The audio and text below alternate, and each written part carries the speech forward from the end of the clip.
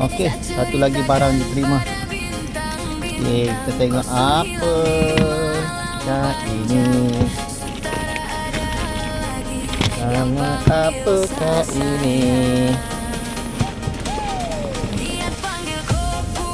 Aleping. Kakalaping.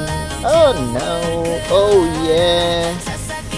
Deng deng deng deng deng. Barang masih lagi silih. Okey, tengok. Oh, lawa. Cantik dah.